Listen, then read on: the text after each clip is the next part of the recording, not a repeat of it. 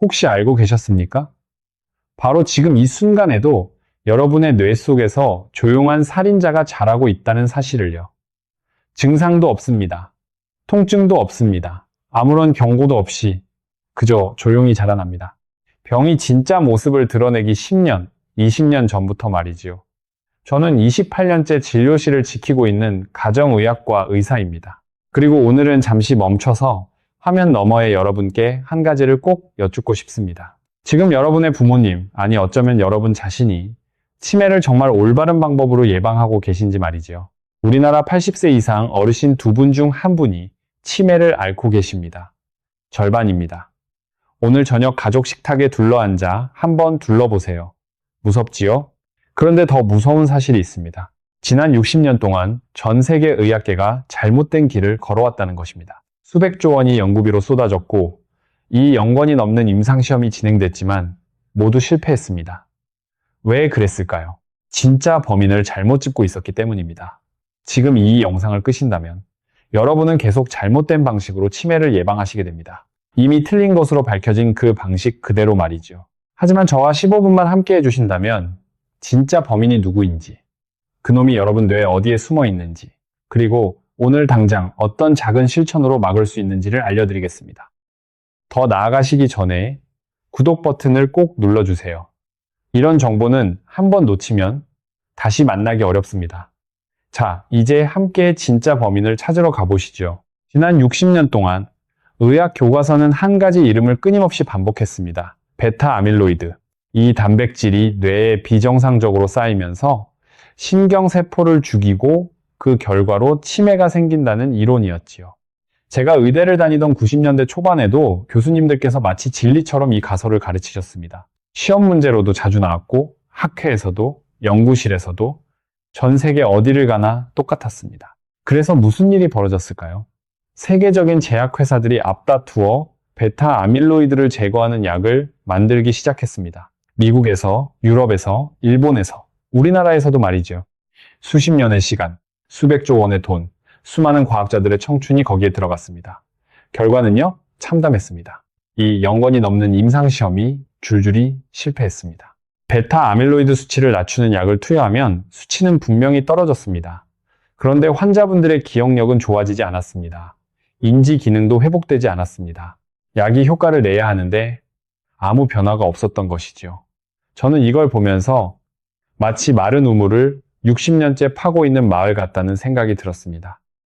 산기쿰에서 다 같이 모여 곡괭이질을 하는데 정작 진짜 물줄기는 산 너머 반대편에 흐르고 있었던 거지요. 얼마나 안타까운 일입니까? 저도 레지던트 시절부터 진료실에서 이상한 점을 자주 목격했습니다. 예를 들어 부산 해운대에 사시던 김 어르신, 그분이 떠오릅니다. 76세였고 정기검사에서 베타 아밀로이드 수치가 일반 기준치보다 훨씬 높게 나왔습니다. 이론대로라면 이분은 이미 심각한 치매 증상이 있어야 했죠. 그런데요, 매일 아침 동네 경로당에서 친구분들과 바둑을 두시고 조선일보를 처음부터 끝까지 막힘없이 읽으셨습니다. 손주 7명의 이름과 학년까지 또박또박 기억하셨고요. 저는 그 검사지를 보며 한참을 갸우뚱했습니다. 반대 경우도 있었습니다. 대구에서 평생 초등학교 교사로 일하시다 은퇴하신 이 어르신, 67세이셨습니다. 검사를 해보니 베타 아밀로이드 수치는 아주 정상이었습니다. 가족분들도 저도 안심했지요. 그런데 어느 날부터 이상한 증상이 시작됐습니다. 처음에는 며느리 이름을 잊어버리시더니 나중에는 자신이 평생 살아온 집 현관 앞에서 길을 잃으시는 일까지 벌어졌습니다. 이게 도대체 무슨 일일까요? 세 번째 사례는 더 충격적이었습니다. 정 어르신이라고 72세이셨는데 가족 중에 치매 환자가 있어서 5년 동안 베타 아밀로이드 수치를 6개월마다 꾸준히 확인하셨습니다. 늘 정상 범위였지요. 그래서 가족 모두가 마음을 놓고 계셨습니다. 그런데 어느 봄날 갑자기 심각한 기억 장애 증상이 한꺼번에 쏟아져 나왔습니다. 베타 아밀로이드만 보고 있다가 진짜 원인을 통째로 놓쳐버렸던 거지요. 이런 모순적인 사례들이 진료실에 너무 많았습니다. 그때마다 저희는 그저 예외적인 환자라고 넘겼습니다. 이론이 틀린 게 아니라 환자가 특별한 거라고 말이죠. 하지만 이제 와서 돌이켜보면 그게 예외가 아니었습니다. 그게 바로 베타 아밀로이드 가설이 틀렸다는 결정적인 신호였습니다. 그렇다면 진짜 범인은 도대체 누구일까요? 우리 뇌 안에서 조용히 그러나 잔인하게 신경세포를 갉아먹고 있는 그놈은 누구일까요? 이 충격적인 진실은 2020년에 마침내 밝혀졌습니다. 2020년 우리나라 기초과학연구원과 한국과학기술연구원의 공동연구팀이 세계적인 뇌과학 학술지 네이처 뉴로사이언스의 한 편의 논문을 발표했습니다. 이 논문이 전 세계 의학계를 발칵 뒤집어 놓았습니다. 60년 동안 모두가 믿어온 이론이 한국 과학자들의 손에 의해 다시 쓰이게 된 순간이었지요. 연구팀이 찾아낸 진짜 범인의 이름은 바로 중증 반응성 별세포입니다. 별세포라는 말이 좀 낯설게 들리시죠? 제가 천천히 쉽게 풀어드리겠습니다. 우리 뇌 안에는 신경세포만 있는 게 아닙니다. 신경세포 옆에는 별 모양으로 생긴 또 다른 세포들이 함께 살고 있는데 이걸 별세포라고 부릅니다. 현미경으로 보면 정말로 밤하늘의 별처럼 가지가 뻗어 있어서 그런 이름이 붙었지요. 우리 뇌에 이 별세포가 무려 0억 개나 있습니다. 신경세포 수와 비슷한 수준이에요. 그런데도 대부분의 사람들이 이 세포의 존재조차 모르고 살아갑니다. 평소에 별세포는 어떤 일을 할까요? 한마디로 뇌의 청소부이자 관리인입니다. 신경세포가 일을 잘할 수 있도록 영양분을 가져다주고 활동하면서 생긴 노폐물을 부지런히 치워줍니다. 마치 남대문 시장이 새벽에 환하게 열리기 전 밤사이 조용히 골목골목을 쓸고 닦는 야간 청소부들과 같지요. 우리가 잠든 사이에도 별세포는 묵묵히 뇌를 깨끗하게 유지해줍니다. 그런데 말입니다. 이 착하고 성실한 청소부가 어느 날 갑자기 돌변하면 어떻게 될까요? 너무 오랫동안 혹사당하고 너무 심한 스트레스에 노출되면 별세포는 본래 모습을 잃어버립니다. 크기가 정상보다 3배에서 5배까지 부풀어 오르고 가지가 비정상적으로 많이 뻗어나가며 성격 자체가 완전히 바뀝니다. 평생 빗자루만 들고 있던 청소부가 어느 날 칼을 들고 거리로 나선 것과 비슷한 상황이지요. 이렇게 변해버린 상태를 반응성 별세포라고 부릅니다. 반응성 별세포에도 두 종류가 있습니다. 하나는 자극이 사라지면 다시 본래 모습으로 돌아오는 가벼운 반응성 별세포입니다. 다행이지요. 그런데 다른 하나는 한번 변해버리면 절대 돌아오지 않습니다. 이것이 바로 중증 반응성 별세포입니다. 한국 연구진이 찾아낸 치매의 진짜 범인이 바로 이 녀석이에요. 중증 반응성 별세포가 왜 그렇게 위험한지 아십니까? 이 변해버린 세포가 모노아민 산화효소, 줄여서 MAO라는 효소를 정상보다 10배에서 20배나 많이 만들어냅니다. 그리고 이 효소가 일하는 과정에서 부산물로 과산화수소가 쏟아져 나옵니다. 과산화수소라고 하면 익숙하시지요? 그렇습니다. 약국에서 파는 상처에 바르면 하얗게 거품이 일어나는 그 소독약 말입니다. 그 독한 소독약이 지금 여러분의 뇌 안에서 만들어지고 있다고 상상해 보세요. 끔찍하지 않습니까? 이 과산화수소가 주변의 멀쩡한 신경세포들을 무차별적으로 공격합니다. 세포막을 망가뜨리고 유전 정보를 손상시키고 결국 세포를 죽음으로 몰아갑니다. 더 무서운 건 그 다음입니다. 죽어가는 신경세포들이 또 다른 독성 물질을 뿜어내면서 주변에 있던 멀쩡한 별세포들마저 중증 반응성 별세포로 바꿔버립니다. 도미노처럼 연쇄 반응이 일어나는 것이죠. 한 군데서 시작된 불씨가 옆집으로 또 옆집으로 옮겨붙어 결국 마을 전체를 태우는 산불처럼 말입니다. 제가 최근에 진료한 박 어르신 70세 서울 강남에서 오랫동안 사업을 하셨던 분의 사례를 말씀드리고 싶습니다. 이분은 회사 일로 5년 가까이 극심한 스트레스에 시달리셨습니다. 검사를 해봤더니 베타 아밀로이드 수치는 완전히 정상이었어요. 기존 이론대로라면 치매를 걱정할 이유가 전혀 없었지요. 그런데 최근 들어 기억력이 눈에 띄게 떨어지셨다고 하셨습니다. 만성 스트레스로 인해 중증 반응성 별세포가 만들어졌을 가능성이 매우 높다고 추정됐습니다. 예전 같으면 도저히 설명할 수 없었던 사례가 이 새로운 발견 하나로 깔끔하게 설명되는 순간이었습니다. 자, 잠깐 숨을 한번 고르고 갈까요? 지금까지 들으시면서 혹시 가슴이 답답하지는 않으셨는지요? 혹시 요즘 자주 깜빡깜빡 하시는 분, 밤에 깊은 잠이 안 오시는 분, 지인 이름이 잘 떠오르지 않으시는 분 계시지요? 그 마음, 저는 진료실에서 매일 만납니다. 댓글에 짧게 한 줄 남겨주세요. 저는 어디 사는 누구입니다. 요즘 이런 게 걱정입니다 하고요. 같은 고민을 가진 분들끼리 댓글로 서로를 위로하고 정보를 나누는 모습을 보면 저도 큰 힘을 얻습니다. 자, 그럼 이제 가장 중요한 이야기로 들어가 볼까요? 중증 반응성 별세포는 도대체 어디서 어떻게 생기는 걸까요? 그 5가지 원인이 안타깝게도 여러분의 일상 속에 깊숙이 숨어 있습니다. 첫 번째 원인은 만성 스트레스입니다. 이게 가장 흔하고 가장 위험합니다. 우리 어르신들 가운데 스트레스 안 받고 사시는 분이 어디 계시겠습니까? 자식 결혼 걱정, 손주 학비 걱정, 부동산 걱정, 노후 자금 걱정, 거기에다 본인 건강 걱정까지. 한국 사회에서 50대, 60대, 70대를 산다는 건 매일이 살얼음판이죠. 문제는 짧은 스트레스가 아니라 몇 달, 몇 년씩 이어지는 만성 스트레스입니다. 스트레스가 길어지면 우리 몸에서 코르티솔이라는 호르몬이 계속 분비됩니다. 이 호르몬이 뇌에 염증을 일으키고 그 염증이 별세포를 중증 반응성 별세포로 바꿔버립니다. 인천에 사시는 최 여사, 68세. 시어머니를 5년 동안 혼자 간병하셨던 분이 떠오릅니다. 사랑하는 마음 하나로 버티셨지만 정작 본인의 뇌는 그 사이에 천천히 지쳐가고 있었습니다. 간병은 정말 거룩한 일이지만 동시에 가장 위험한 만성 스트레스라는 사실을 꼭 기억해 주십시오.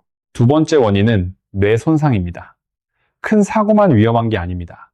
진짜 무서운 건 작은 충격이 쌓이는 거예요. 우리나라 겨울 한파철에 빙판길에 미끄러져서 머리를 살짝 부딪힌 적이 있으시지요? 또는 화장실 욕조에서 미끄러져서 잠깐 어지러웠던 경험은요. 그때마다 괜찮네, 별일 아니네 하고 그냥 넘기셨을 겁니다. 그런데 뇌 깊은 곳에서는 그 작은 손상이 별세포의 흔적을 남깁니다. 10년이 지나 20년이 지나서야 그 흔적이 중증 반응성 별세포로 자라나는 경우가 있습니다. 그래서 어르신들께는 무엇보다 낙상 예방이 정말 중요합니다. 세 번째 원인은 바이러스 감염입니다. 특히 코로나19를 겪고 나신 분들 중에 머리에 안개가 낀 것 같다는 분들이 정말 많으시지요. 멍하고 집중이 안 되고 단어가 잘 안 떠오르고 이걸 의학계에서는 브레인 포그라고 부릅니다. 바이러스가 직접 뇌를 공격하지 않아도 면역 시스템이 강하게 반응하는 과정에서 염증 물질이 뇌까지 영향을 미쳐 별세포를 변화시킬 수 있습니다. 코로나를 가볍게 앓고 지나가셨다고 안심하지 마시고 그 이후에 뇌 건강을 더 세심하게 챙기시기를 권해드립니다. 네 번째 원인은 독성 물질입니다. 미세먼지, 초미세먼지, 중금속, 플라스틱, 화학물질, 농약 성분까지 이게 우리 호흡으로, 음식으로, 피부로 매일 몸에 들어옵니다. 서울이나 경기도처럼 미세먼지 농도가 높은 지역에 사시는 분들의 뇌 건강 위험이 상대적으로 높은 이유가 여기에 있습니다. 또 하나, 정말 많은 분들이 놓치고 계신 부분이 있는데요. 플라스틱 반찬통에 뜨거운 김치찌개를 담거나 전자레인지에 플라스틱 그릇을 그대로 돌리시는 일은 꼭 피해 주십시오. 그릇에서 환경 호르몬이 녹아나와 뇌 독성으로 작용할 수 있습니다. 가능하면 유리 그릇이나 도자기 그릇을 쓰시는 게 훨씬 안전합니다. 다섯 번째 원인은 산화 스트레스입니다. 활성산소가 몸 안에 너무 많아지는 상태를 말합니다. 나이가 들수록 우리 몸이 활성산소를 처리하는 능력이 자연스럽게 떨어집니다. 거기에 흡연, 잦은 막걸리와 소주, 깊은 밤 라면이나 야식, 운동 부족, 수면 부족이 겹치면 산화 스트레스가 폭발적으로 증가하지요. 우리 몸의 청소 시스템이 이를 못 따라가게 되는 겁니다. 여기서 정말 중요한 점 하나 말씀드리겠습니다. 이 5가지 원인은 서로 따로 노는 게 아니라 손을 잡고 도미노처럼 이어집니다.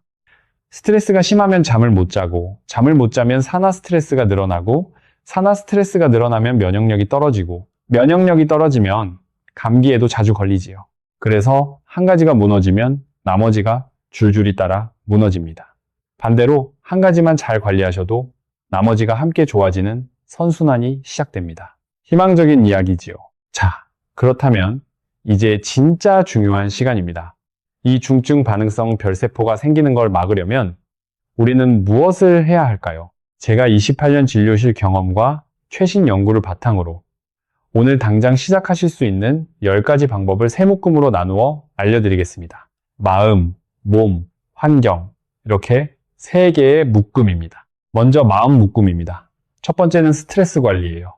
스트레스를 완전히 없앨 수는 없습니다. 그렇지만 줄이는 방법은 분명히 있습니다. 가장 쉬운 게 호흡법입니다. 코로 천천히 4초간 들이마시고 7초간 가만히 멈추고 입으로 8초에 걸쳐 부드럽게 내쉬세요.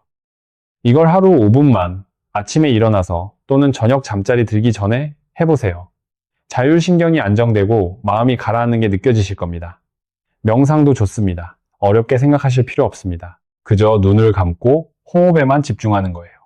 두 번째는 충분한 수면입니다. 어르신들 중에 나이 들면 잠 줄어드는 게 당연한 거지 하시는 분들이 많은데 그건 잘못된 생각입니다. 잠을 잘 때 뇌 안에서는 글림파틱 시스템이라는 청소 기능이 작동합니다. 낮 동안 쌓인 독소와 노폐물을 깨끗이 씻어내는 시간이에요. 그런데 잠이 부족하면 이 청소가 제대로 안 됩니다. 독소가 그대로 쌓이지요. 가능하면 밤 11시 전에 잠자리에 드시고 7시간에서 8시간 정도 푹 주무시기를 권해드립니다. 세 번째는 사회적 관계 유지예요. 혼자 계시는 시간이 너무 길어지면 우울감과 스트레스가 함께 늘어납니다. 동네 경로당이나 복지관에 한 번이라도 더 나가보세요. 오랜 친구한테 전화 한 통 더 거시고요. 가족과 식사 한 번 더 함께 하시고요. 사람과 사람 사이의 대화가 뇌를 가장 잘 깨우는 자극입니다. 이제 몸묶음입니다. 네 번째는 규칙적인 걷기입니다. 일주일에 5번, 하루 30분씩 빠르게 걸으세요. 한강변, 동네 공원, 아파트 단지 한 바퀴, 어디든 좋습니다. 등에 살짝 땀이 맺힐 정도면 충분합니다.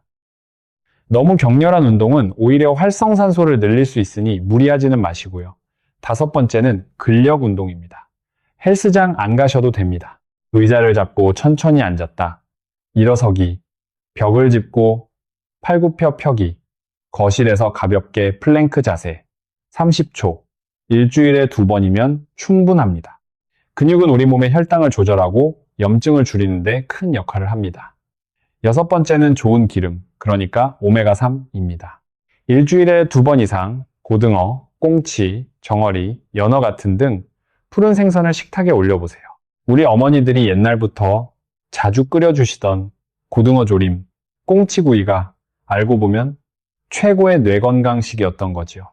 생선 드시기 어려우신 분들은 오메가3 보충제를 활용하셔도 좋습니다. 단, 혈액 응고를 막는 약을 드시는 분은 반드시 담당 의사와 상의하신 후에 드세요. 7번째는 항산화 식품입니다. 블루베리, 호두, 녹차, 강황, 이 4가지를 기억해 주세요. 블루베리에는 안토시아닌이, 호두에는 비타민 E와 좋은 지방이, 녹차에는 카테킨이, 강황에는 커큐민이 들어있습니다. 모두 활성산소를 줄여주는 강력한 항산화 성분이지요. 아침에 호두 한 줌, 식후에 녹차 한 잔, 일주일에 2-3번 블루베리 한 컵, 카레 요리. 어떻습니까? 어렵지 않으시지요? 이제 환경 묶음입니다. 8번째는 미세먼지 차단이에요. 미세먼지 예보가 나쁨이나 매우 나쁨인 날은 외출을 최대한 자제하세요. 꼭 나가셔야 한다면 KF94 마스크를 착용하시고요. 집안에서는 공기청정기를 활용하시면 도움이 됩니다. 9번째는 플라스틱 줄이기예요. 앞에서도 말씀드렸지만 정말 중요합니다. 뜨거운 음식은 유리 그릇이나 도자기 그릇에 담으세요. 전자레인지에 플라스틱 그릇을 돌리는 일은 오늘부터 멈추세요. 알루미늄 냄비도 산성이 강한 음식을 끓일 때는 스테인리스나 세라믹 코팅 제품으로 바꿔보세요. 10번째는 정기건강검진과 만성질환 관리입니다. 고혈압, 당뇨, 고지혈증이 있으시면 반드시 의사와 상의해서 꾸준히 관리하셔야 합니다. 혈압은 수축기 120, 이완기 80 이하, 공복혈당은 100 미만, 콜레스테롤도 의사의 권고에 따라 맞춰 가시는 게 좋습니다. 이 수치들이 흔들리면 뇌혈관도 함께 흔들리고 별세포에도 부담이 가중됩니다. 이 10가지를 한꺼번에 하시려고 하면 부담스럽지요. 그래서 제가 딱 3가지만 골라드리겠습니다. 충분한 수면, 매일 30분 걷기, 그리고 호흡으로 스트레스 관리. 이 3가지만 꾸준히 하셔도 중증 반응성 별세포가 생길 위험을 의미 있게 줄이실 수 있습니다. 여기서 잠깐 이런 생각하시는 분 계실 겁니다. 나는 이미 70이 넘었는데 지금 시작해서 뭐가 달라지겠어? 그렇게 생각하지 마세요. 우리 뇌에는 신경 가소성이라는 놀라운 능력이 있습니다. 나이가 들어도 새로운 신경 연결이 만들어지고 뇌가 변화할 수 있는 힘이 있다는 뜻이에요. 70대에 운동을 시작하신 분도 80대에 새로운 취미를 배우신 분도 분명히 뇌가 좋아지는 경험을 하셨습니다. 오늘이 여러분 인생에서 가장 젊은 날입니다. 가장 빠른 시작이 바로 오늘입니다. 여기서 제가 가슴 한쪽이 묵직해지는 이야기 하나 더 드리고 싶습니다. 지금 이 영상을 보고 계신 분들 중에는 부모님이나 배우자분을 오랫동안 간병하시는 분들이 계실 겁니다. 매일 약을 챙기고 식사를 떠먹이고 화장실을 부축하고 밤에 깨어 살피는 그 고된 일을 묵묵히 해오신 분들이요. 여러분께 꼭 드리고 싶은 말씀이 있습니다. 간병하시는 분, 본인의 뇌 건강이 어쩌면 가장 위험한 상태일 수 있습니다. 만성 간병 스트레스는 그 자체로 중증 반응성 별세포를 만들어내는 가장 강력한 자극이거든요. 사랑하는 사람을 돌보다가 정작 본인이 무너지시면 안 됩니다. 제가 진료한 조여사 65세, 뇌졸중을 앓은 남편을 7년째 간병하시는 분이 계셨습니다. 그분이 어느 날 진료실에서 조용히 말씀하셨어요. 선생님, 요즘 제 이름도 가끔 헷갈려요. 그 말을 듣고 저는 한참을 말없이 앉아 있었습니다. 사랑이 너무 깊어서 본인을 잊고 살아오신 거지요. 본인을 먼저 사랑해주세요. 본인이 건강해야 사랑하는 가족도 끝까지 지킬 수 있습니다. 잠깐이라도 도움을 받으시고 잠깐이라도 쉬셔야 합니다. 이건 이기적인 게 아닙니다. 가장 책임감 있는 사랑입니다. 오늘 정말 많은 이야기를 함께 나눴습니다. 핵심을 다시 한번 정리해 드릴게요. 첫째, 60년 동안 우리가 믿어온 베타 아밀로이드 가설은 치매의 진짜 원인이 아닐 가능성이 매우 높습니다. 둘째, 진짜 범인은 중증 반응성 별세포이며 이놈이 과산화수소를 만들어 뇌세포를 손상시킵니다. 셋째, 이 세포를 만드는 5가지 원인, 즉 만성 스트레스, 뇌 손상, 바이러스 감염, 독성 물질, 산화 스트레스가 우리 일상 곳곳에 숨어 있습니다. 넷째, 그러나 마음, 몸, 환경을 챙기는 작은 실천만으로도 우리는 충분히 위험을 줄일 수 있습니다. 오늘 저녁에 30분 일찍 잠자리에 드시고 내일 아침에 동네 공원을 15분만 걸어보세요. 거창한 결심이 필요한 게 아닙니다. 작은 한 걸음이면 충분합니다. 그 한 걸음이 쌓여서 5년 뒤, 10년 뒤 여러분의 뇌를 만들어갑니다. 오늘 배우신 내용을 혼자만 알고 계시지 마세요. 곁에 계신 배우자, 형제, 친구, 그리고 무엇보다 5060대 자녀분들께 꼭 공유해 주세요. 치매를 막기 가장 좋은 시기는 증상이 나타나기 훨씬 전 50대, 60대 초반입니다. 일찍 시작할수록 더 큰 차이를 만듭니다. 마지막으로 이 놀라운 발견을 세계 최초로 이루어낸 기초과학연구원의 이창준 단장님, 그리고 한국과학기술연구원의 류훈 단장님을 비롯한 모든 연구진께 진심 어린 감사의 말씀을 드립니다. 대한민국 과학자들이 세계 의학계에 새로운 길을 열어주셨습니다. 그 덕분에 우리에게 새로운 희망이 생겼습니다. 정말 자랑스럽고 정말 감사한 일입니다. 이 영상이 조금이라도 도움이 되셨다면 좋아요 버튼 한번 꾹 눌러주시고 구독 버튼도 부담 없이 눌러주세요. 그리고 가족분이나 친구분께 이 영상 링크를 가만히 보내주시면 그 한 번의 공유가 누군가의 뇌를 지키는 가장 따뜻한 선물이 될 수도 있습니다. 저는 28년 동안 진료실에서 수많은 분들의 마지막 순간까지 함께 해왔습니다. 그 시간들이 제게 가르쳐 준 것은 단 한 가지였습니다. 건강은 하루아침에 만들어지지 않는다는 것입니다. 매일 작은 선택이 쌓여 5년 뒤, 10년 뒤 우리의 모습을 결정합니다. 돈은 잃어도 다시 벌 수 있지만 뇌 건강만큼은 한 번 잃으면 되돌리기가 정말 어렵습니다. 그러니 지금 이 순간부터 하루하루를 뇌를 위한 작은 선택으로 채워가셨으면 합니다. 여러분의 뇌는 오늘 하루의 선택을 기억합니다. 오늘 하루도 좋은 선택으로 가득 채우시기를 진심으로 응원합니다. 지금까지 함께 해주셔서 진심으로 감사드립니다. 다음 영상에서 또 따뜻한 이야기로 만나 뵙겠습니다.